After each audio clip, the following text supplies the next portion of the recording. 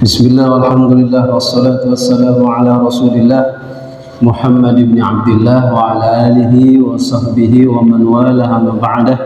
Rabbi shrah li sadri wa yassir li amri wa hlul 'uqdatam min lisani yafqahu qawli. Rabbi shrah li sadri wa yassir li amri wa hlul 'uqdatam min lisani yafqahu qawli. Rabbi shrah li sadri wa yassir li amri wa hlul 'uqdatam min lisani yafqahu qawli. وسدد لساني واهد قلبي بحق سيدنا محمد صلى الله عليه وسلم. قال المصنف والمؤلف رحمهم الله تعالى ونفعنا بعلومهما وببركاتهما في الدارين آمين.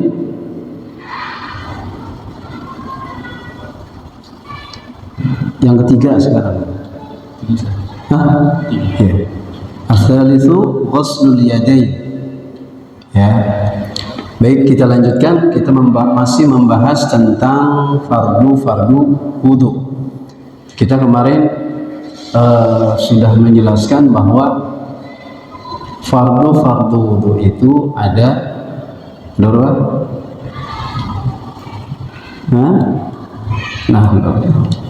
Ada berapa? Dan ada 6.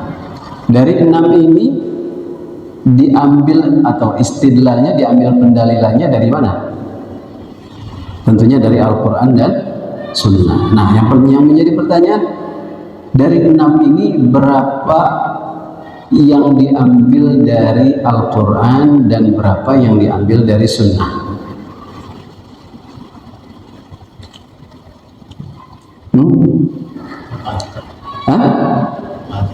Yang diambil dari Al-Quran ada berapa? Ada 4. Yang diambil dari Sunnah ada 2. Yang dari Sunnah nomor pertama dan yang terakhir, yaitu niat dan tartib. Nomor 2, 3, 4, 5 itu diambil dari Al-Quran. Ya, baik, kita lanjutkan. As-salisu ghuslul yadaini ilal mirfaqaini. Fardu yang ketiga adalah membasuh 2 tangan sampai 2 siku. 2 tangan sampai 2 siku. Ya, ini yang ketiga. Ya, ghuslul yadaini ilal mirfaqain.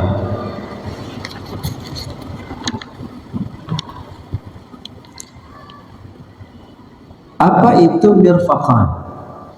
Siku. Apa itu siku? Siku itu yang mana sih? Siku itu yang mana? Ini? Apa ini? Apa pas ini pokoknya? Ayo. Nah, ini penjelasan siku. Al-mirfaqani huma al-'azmani al-barizani baina as-sa'idi wal-'adud. Wa fi kulli yadin mirfaqan. Siku, 2 siku adalah 2 tulang al-barizan yang menonjol baina as-sa'id wal-'adud, antara sa'id, ini sa'id ya. Yang disebut sa'id itu dari sini ke sini. Ini sa'id. Nah, 'adud dari sini ke sini. Nah, inilah kekayaan bahasa Arab. Perbagian punya nama. Ya, nggak kayak kita, udah pokoknya ini tangan aja, ya kan? Kalau kita udah ini satu begini, pokoknya namanya tangan. Ya. Kalau bahasa Arab enggak, kesini beda lagi namanya. Ini sama ini beda lagi namanya. Ini dengan ini beda lagi namanya. Ini butunul asabi, ini butunul kaf, beda. Ini dhahrul kaf, dhahrul asabi, beda lagi. Ya, ini atraful adhafir, beda lagi namanya. Nah, inilah kekayaan bahasa Arab. Nah, 2 tulang yang menonjol baina sa'id, antara lengan bawah, wal 'adud dengan lengan atas. Mana yang menonjol? Ya.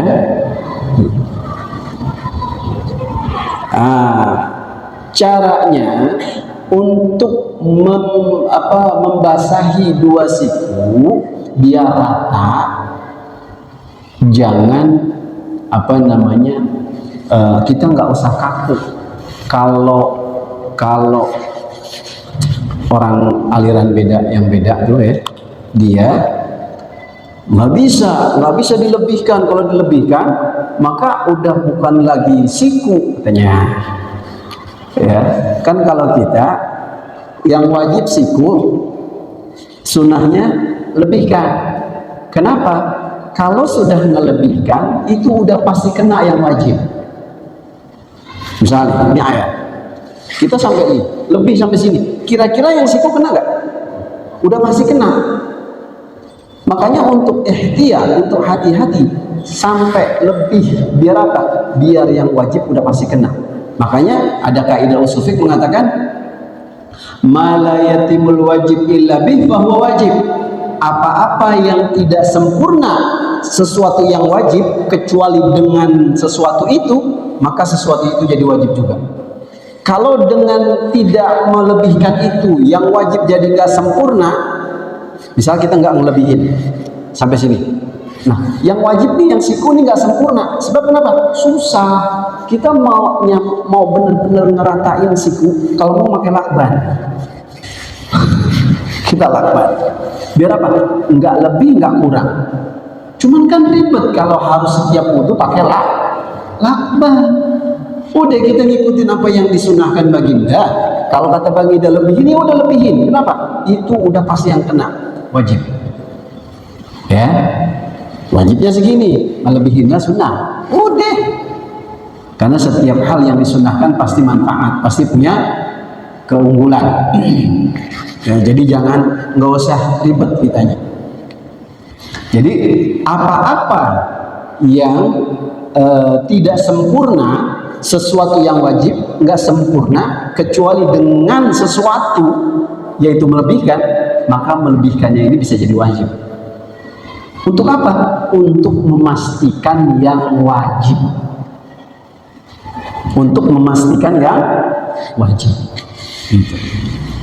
Rabi yang keempat yaitu mashu syai'in min basyaratir ra'si aw sya'rin fi haddihi.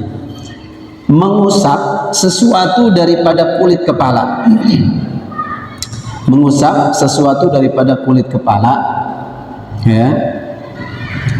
Atau sya'rin, ya, atau rambut fi haddihi, pada batasan kepala. Pada batasan kepala. Nah, ini kudu diperhatikan buat yang rambutnya panjang, mau perempuan mau laki yang rambutnya panjang.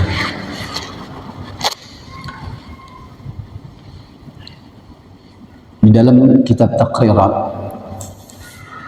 dikatakan fayakfi walau ba'dhu sya'rah.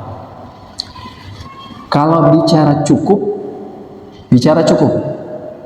maka satu helai rambut kita ambil, ada air wudhu kita ambil, kemudian satu helai itu kita kenain air wudhunya itu, maka kalau bicara cukup, itu cukup, selesai.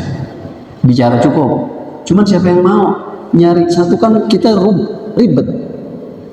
Sehelai kita mau ambil tuh ribet. Kadang-kadang ada dua, ada lebih dari satu lah, pokoknya ribet. Ya udah, kenapa sih? Tinggal begini doang, udah selesai. Tapi kalau bicara seandainya itu kayak Upin Ipin punya satu doang, satu di sini kayak Upin Ipin.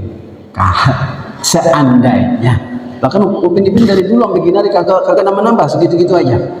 Ya, kagak nambah. Udah gitu kagak gede-gede lagi, segitu-gitu aja bikin hari. Dari Amir kecil sampai Amir gede, tuh Upin Ipin kagak gede-gede. Sehelai rambut itu kalau kena air wudhu saja itu udah sah, udah cukup. Cuman siapa yang mau ribet? Ya, kalau kita bicara sah, ya kita bicara sah, itu cukup. Wa syartu sya'ri alladhi yasihul masmu' alaih an la yakhruja bil maddi an haddi ra'si min jihati nuzulihi.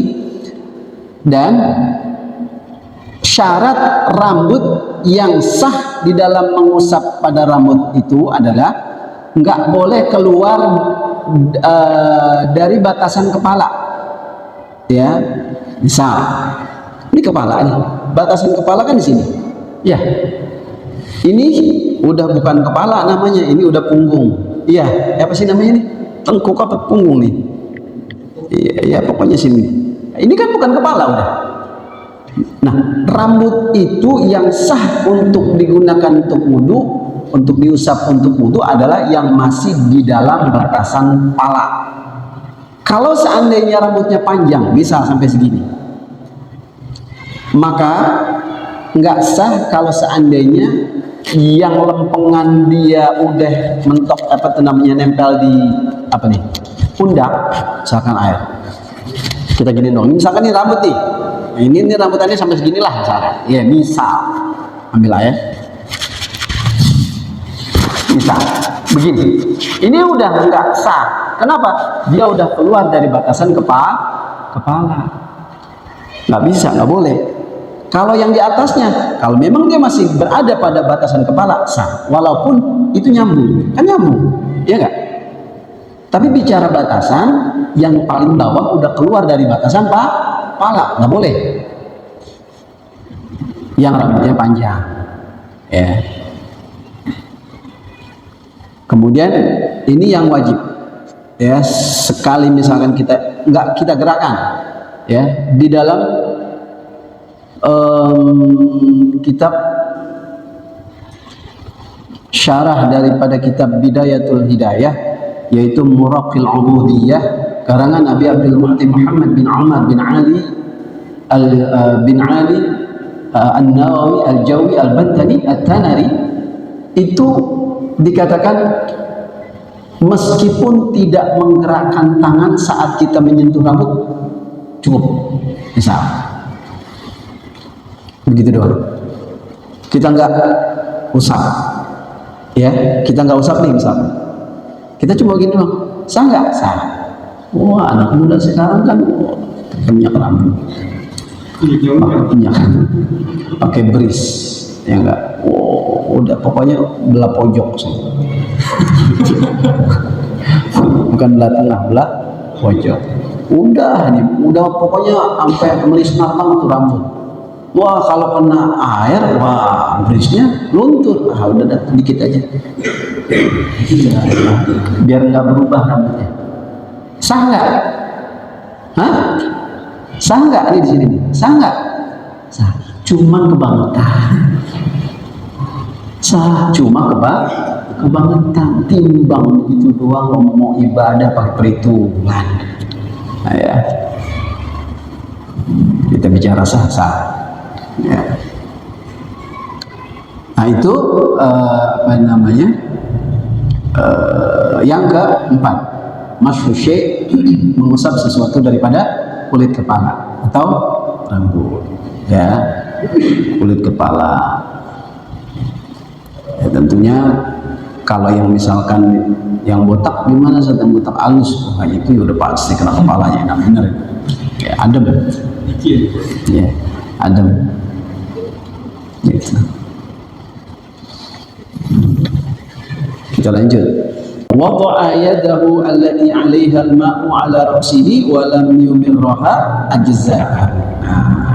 Dia meletakkan tangannya yang mana di atas tangannya itu ada air, dia letakkan di kepalanya, wa lam yumirruha, dan dia tidak menjalankan tangannya, cuma begitu doang, berhenti, udah nggak dijalanin, nggak diusap, ya. Nah itu ajza, maka itu cukup, artinya boleh, sah, ya. Kalau memang nggak mau kita usap, ini yang wajibnya adalah mazhab Syafi'i. Kalau yang begini dalam mazhab Syafi'i itu sunnah, dalam mazhab Maliki justru yang begini yang wajib. Nggak sah kalau seandainya mazhab Maliki cuma sekedar nempelin doang, nggak sah, ya. Dia harus wajib hukumnya untuk dijalankan, balikin lagi, begitu. Itu mazhab Maliki. Kalau kita mazhab Syafi'i, kalau mau dapat sunnahnya, maka ya kita ini, ya kita jalankan itu. Nah itu yang keempat. Kemudian al-khamis, yang kelima,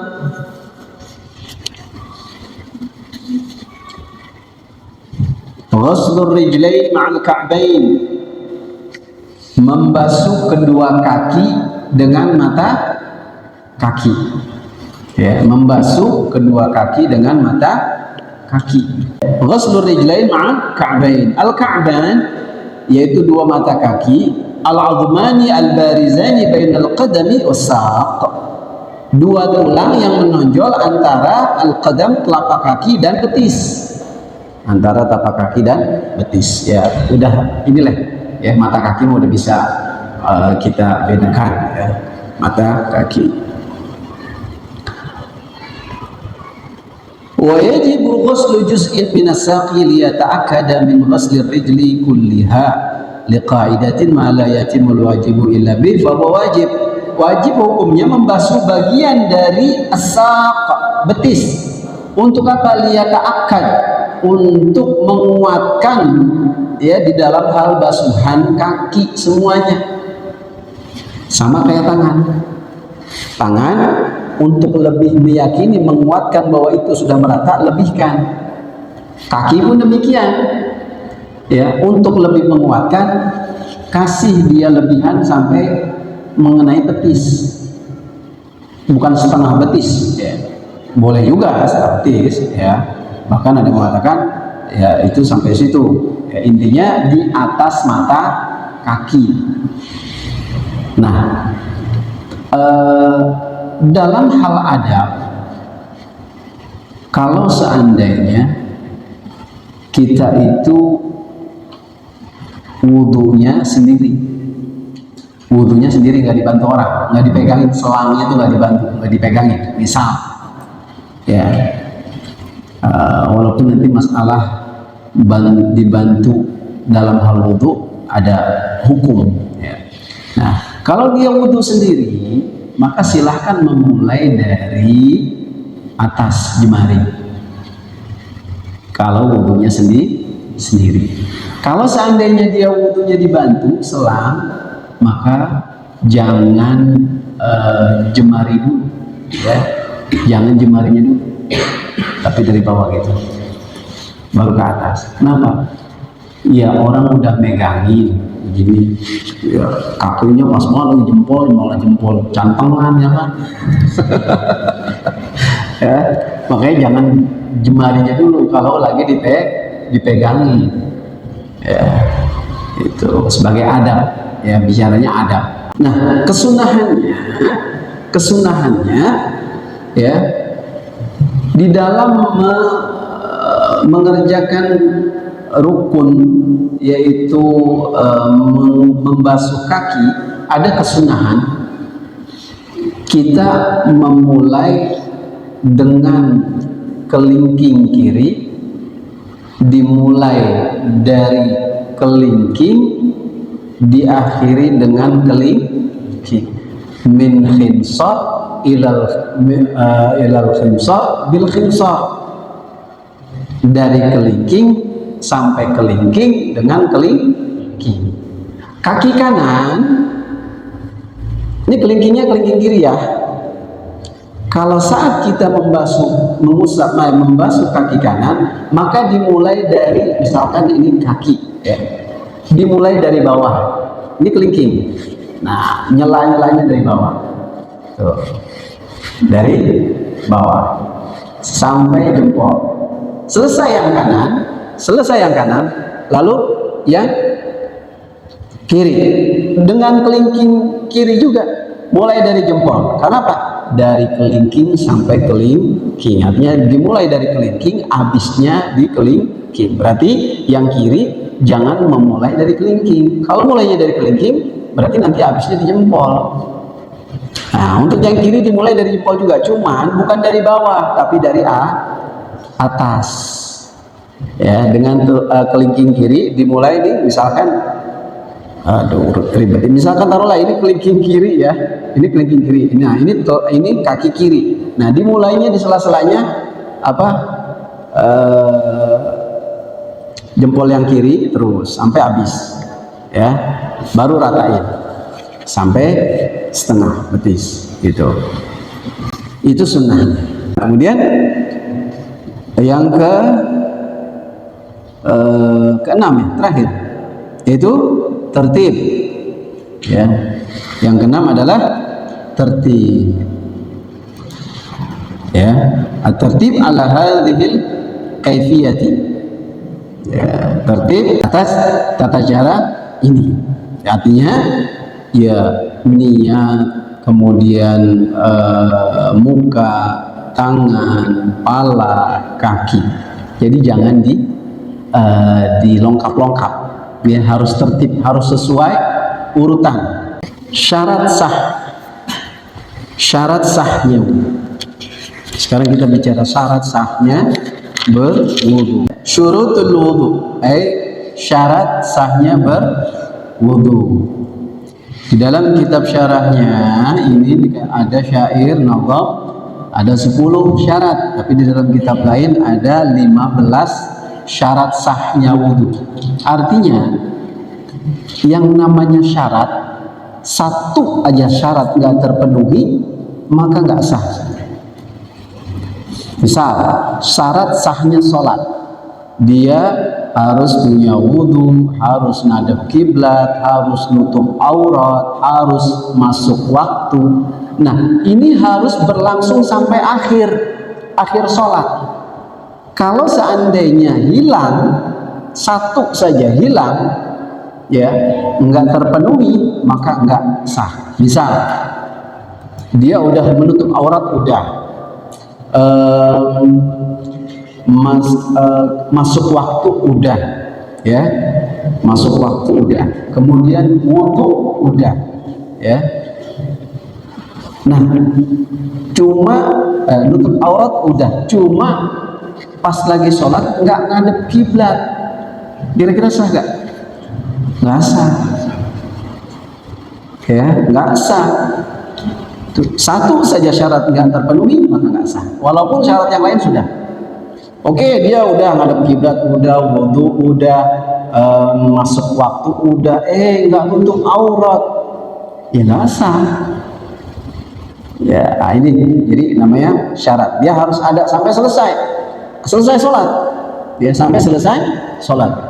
Kalau di pertengahan sholat misalkan dia nggak ngadep kiblat, ya nggak sah. Kalau di pertengahan sholat dia nggak wudunya batal, ya nggak sah. Ya nggak. Kalau di pertengahan sholat auratnya kebuka, ya nggak sah. Kecuali kalau dia buru-buru tutup. Ya. Jadi syarat ini pun harus ada sampai akhir. Ya. Gitu. Bedanya syarat dengan rukun. Syarat sah sholat, rukun sholat.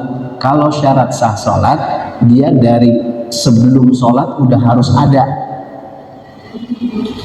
Syarat sahnya sholat, dari sholat belum dimulai, itu udah harus ada syaratnya. Paham nggak? Contoh, nutup aurat, otomatis harus ditutup auratnya sebelum masuk sholat. Masa iya lagi sholat baru mau nutup auratnya? Iya nggak? Wudu, ya harus dilakukan sebelum sholat. Di luar sholat, jangan lagi sholat baru wudu. Iya, ngadep kiblat. Iya sebelum sholat. Makanya kita mau sholat kan juga kita ngadep kiblat dulu, kita baca-bacaan dulu, kan gitu. Nah, ini di luar sholat, sebelum sholat. Makanya syarat sah sholat ini adanya di luar sholat. Rukun sholat adanya di dalam sholat. Ya, nggak bisa Fatihah dilakukan sebelum masuk sholat. Anda baca Fatihah dulu, Anda belum masuk sholat, dari jadi ntar pas lagi sholat nggak baca lagi. Ya nggak salah. Baca Fatihah duluan, sedangkan dia belum mulai sholat. Ya, nggak bisa. Harus ada di dalam sholat. Itu perbedaannya. Nah, kalau yang di dalam kitab syarahnya, ya, syurutul wudu'i 'asyaratun. Syarat wudu ada 10. wa nadzamaha ba'dhum an bahri tawil, dan wa nadzamaha, dan telah merangkaikannya sebagian ulama dari Bahr Tawil. Ya, ini apa namanya, kalau orang yang belajar syair tahu ini ya, Bahr Tawil Jaz. Biqaulihi, dengan ucapannya, syurutu wudu'il mar'i 'ashar. Syurutu wudu'il mar'i 'ashar. Syarat-syarat wudu seseorang itu ada 10. Fahakaha, maka ingatlah, murattabatun fi tayyi syi'rin muhadzabi, tersusun fi tayyi syi'ri muhadzabi, tersusun di dalam kandungan syair muhadzab, yang dibersihkan dari kesalahan, maksudnya. Hudatun, yang pertama dari 10 itu, yang pertama adalah hudat. Apa itu hudat? Hudat itu beragama Islam. Wa tamyiz, ya, mumayyiz. Wa faqdu nifasiha, dan tiada nifas bagi wanita. Wa haid, dan tiada haid bagi wanita. Wa dhi man'i kasyum'in murakkabi, dan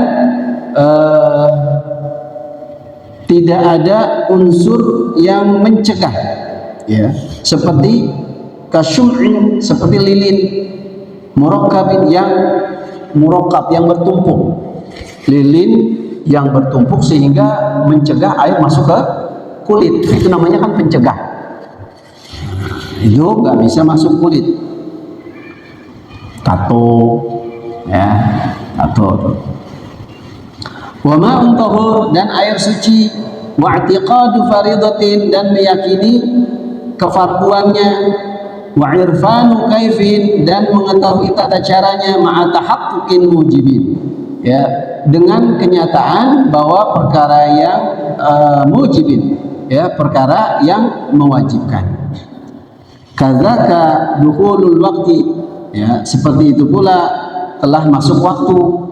Lakin khususza bi hadatsin, akan tetapi dikhususkan bagi yang punya hadas, qaddama, yang tetap, inda taqarrubi, ya, pada saat mendekatkan diri kepada Allah. Nah, ini 10 syarat. Kalau di dalam kitab Taqrirat ada 15. Ya, nggak apa-apa. Ini kenapa beda-beda? Apa namanya? Biasanya perbedaannya itu hanya sebatas, misal dia tuh yang banyak karena diuraikan, yang sedikit biasanya satu tapi beberapa item, ya, beberapa item. Misalkan arkanus sholat itu 13, ada yang mengatakan 17. Loh, kok beda? Nggak beda sebenarnya, sama, cuma yang tumak-ninah ini dikeluarkan jadi satu nomor. Yang 13 ini nggak dikeluarin. Jadi misalkan ruku ma'at tumak-ninah. Misalkan nomor 5. Nomor 5 adalah ruku dengan tumak-ninah. Begitu. 6, i'tidal dengan tumak-ninah. 7, sujud dengan tumak-ninah. Sampai 13. Nah, yang 17 ruku, udah ruku doang, tumak-ninah beda nomor. Makanya dia jadi lebih banyak nomornya. Jadi 17. Padahal sama, gitu. Ya. Nah, adadu syurutil wudu 15 syartan wa hiya al-Islam. Nah, bilangan syarat-syarat sah wudu ada 15 syarat, yaitu pertama al-Islamu. Tadi udah, hudatun, yaitu Islam. Nggak bisa orang kafir, ya, fala yasihu min kafirin, maka nggak sah dari wudunya dari orang kafir. Kenapa? Li'annal wudu'a ibadatun, karena sesungguhnya wudu itu adalah ibadah. Ya, wudhu itu ibadat. Ya, taftaqiru ila niyah, yang membutuhkan kepada niat. Sedangkan orang kafir laisa min ahli niyah. Orang kafir bukan tergolong orang yang berhak untuk berniat. Bukan. Makanya dia nggak sah. Misal ada misalkan orang tua dan anak. Nah, ini kasus anak punya murid. Anak punya murid, ayahnya masih Nasrani, dianya sudah Islam. Nah, pada saat dia mau akikah, ayahnya ini mau bayarin, mau mengakikahkan anaknya, padahal ayahnya Kristen. Nah, bertanya dia kepada saya, hukumnya bagaimana ya Ustaz? Nah, sesuai dengan apa yang memang sudah ditentukan oleh agama, bahwa orang Nasrani, orang kafir laisa min ahli niyah. Sedangkan orang tua di dalam mengakikahkan anaknya dia butuh niat. Jadi nggak bisa, nggak sah. Ya, nggak sah dia. Ya. Kalau dia mau mengakikahkan anaknya, tentunya dengan cara kalau mau. Ya. Jangan dia yang punya niatan, kasih aja duit anak tuh beli sendiri. Niat lah. Atau dengan cara lain, ya.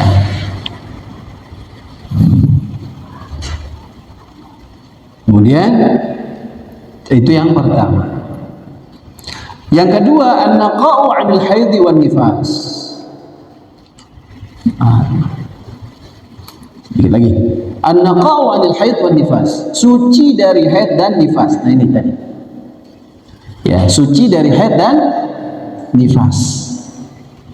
Buat laki-laki, buat perempuan, ya. Nah, perempuan juga harus mengerti, memahami ilmu haid, ya. Buat yang perempuan harus memahami, dan bukan cuma perempuan, laki-laki juga harus paham. Kenapa? Kalian nanti yang menjadi imam harus bisa mengajari. Ya, jadi tugas pertama ngajarin istri itu adalah laki, bukan ustaz. Yang tugas, yang berkewajiban di dalam kitab Adabul Insan karangan Mufti Betawi Habib Utsman bin Aqil bin Yahya, Al-Habib Utsman bin Abdullah bin Aqil bin Yahya, bahwa yang pertama kali berkewajiban mengajari anak-anak dan istrinya adalah suami. Kalau dia nggak bisa karena waktu nggak ada kerja, ya, maka boleh dia tanyakan ke ustadz, nanti baru dia sampaikan ke istrinya. Kalau dia nggak bisa juga, ya, jangan halangi istri untuk mencari ilmu yang sekedar kewajiban buat dia, yang dia butuhkan, yaitu ilmu haid dan nifas, dan pokoknya ilmu wanita lah, ya. Jangan halangi, nggak boleh, dosa kita. Kenapa? Itu buat dia nanti ibadah. Soalnya kalau nanti nggak sah gara-gara nggak tahu ilmunya, dan dia ketidaktahuannya dia karena kita ngelarang mau ngaji, udah terus ngaji. Perintah laki itu dapat redo kalau mau ikutin. Jangan mentang-mentang ente. Jangan mentang-mentang. Kalau urusan yang lain boleh. Iya, ini orang lagi nuntut ilmu, ngajarin kagak bisa, manggilin guru kagak sanggup, ya kan? Mau nanyain ke gurunya langsung dia malu, terus apa? Sampai si istri mau nuntut ilmu aja nggak boleh, terus bagaimana mau jadi suami? Ya. Ini buat para perempuan nanti nih, ya, Nanti kalau misalkan dapat suami kayak begitu, kasih tahu, ya, kasih tahu gitu. Kalau bang udah kagak bisa ngajarin mah ya cara kita, makasih izin saya mau ngaji ini, gitu. Oh ini jangan sampai abang untuk ngajarin, kagak. Saya minta tolong tanyain, enggak. Suruh manggilin guru ke rumah, kagak mau. Terus saya ngajinya bagaimana? Oh udah di YouTube aja. Majelis YouTube. Enggak. Jangan ngaji dari YouTube. Harus ada guru biar ilmu kita ada sanadnya. Sanad ini penting. Saya ngambil ilmu dari si fulan, fulan ngambil ilmu dari si fulan. Saya ngambil ilmu dari guru, dari kiai saya yang di pondok. Kemudian dari Habib Muhammad Ridha bin Ahmad bin Yahya. Habib Muhammad Ridha bin Ahmad bin Yahya dari gurunya Habib Zain bin Ibrahim bin Smith Madinah.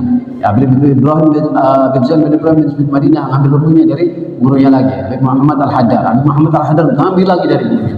Terus begitu. Ada sanad. Ya, anak punya kiai, ada ngambil dari gurunya, dari guru terus. Ada sanad. Kalau ngaji di YouTube, yuk ngaji di mana? YouTube. Gurunya siapa? Ituan apalah, subscribe. Gurunya subscribe. Ya. Ya. Gimana ya? Keinginan hati pengen melanjutin, tapi karena berhubung kita masih ada tugas lagi, ya, kita punya program Maulid Arba'in keliling 40 malam dan kita akan sama-sama menghadirinya. Jadi kita kita cukupkan dulu sampai sini. Nanti kita bahas, kita teruskan lagi. Baru sampai apa tadi? An-naqaw wal haid wal nifas. Suci dari haid dan nifas. Ya.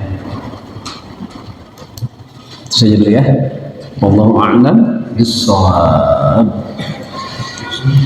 Bismillahirrahmanirrahim. Alhamdulillahirabbil alamin. Allahumma shalli ala sayyidina Muhammad wa ala ali sayyidina Muhammad. Allahumma anfa'na bima 'allamtana warzuqna 'ilman tanfa'una. Allahumma ya man waffaqa ahlal khair